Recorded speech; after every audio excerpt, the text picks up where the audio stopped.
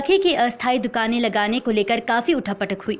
पूर्व में जहां एसडीएम ने अधिकारियों के साथ बैठक कर राखी की दुकान हाट मैदान में लगाने की अनुमति दी थी, लेकिन विरोध के बाद पुरानी अनुमति को निरस्त कर एमजी रोड पर ही दुकानें लगाने की अनुमति दी गई।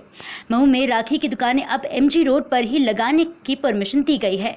पूर्व में एसडीएम अभिलाष मिश्रा ने राखी की दुकानें लगाने के लिए हाट मैदान में अनुमति दी थी, लेकिन राखी की दुकान लगाने वाले व्यापारियों ने इसका काफी विरोध किया और एसडीएम से मांग की कि हमें एमजी रोड पर ही दुकानें लगाने दी जाए, जिस पर एसडीएम ने भी व्यापारियों को एमजी रोड पर दुकानें लगाने की परमिशन दे दी।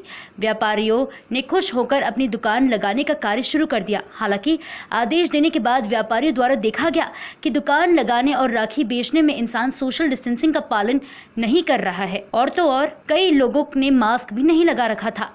शुरू के दिन ने ही प्रशासन ने नियमों की उड़ाई धज्जियां। कई लोगों तो राखी लेने आए एमजी रोड पर टू व्हीलर दुकानों पर ही खड़ी करके राखियां करते नजर आए। ऐसा लगता है कि किसी को कोरोना वायरस का कोई डर नहीं है। महू से जितेंद्र वर्मा की रिपोर्ट।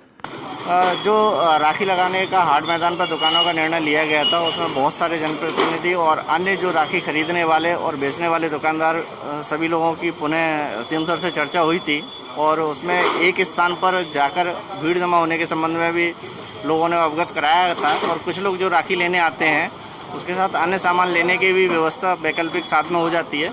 इसलिए उस निर्णय को परिवर्तित करते हुए एमजी रोड के लिए अनुविभागीय अधिकारी महोदय द्वारा निर्णय लिया गया है।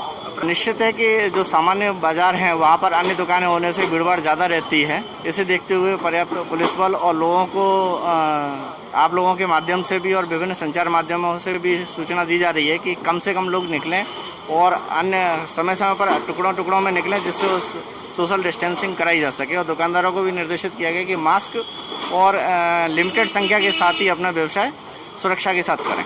इस तरीके से रोज़ाना चालान बन रहे हैं और अन्य दंडात्मक कार्रवाइयाँ हो रही हैं। जैसा कि एसडीएम सर ने आप लोगों को बताया था कि लगभग अभी तक कितने सैकड़ों लोगों पर चालानी कार्रवाई हुई है और वही चीज़ें इसमें भी लागू होंगी। अगर कोई अवैध वो पाया जाता है कि उल्लंघन पाया जाता है तो उस पर भी चालानी कार्रवाई और अन्य जो भी धाराएं हैं उसके अनुसार कार्रवाई की जाएगी।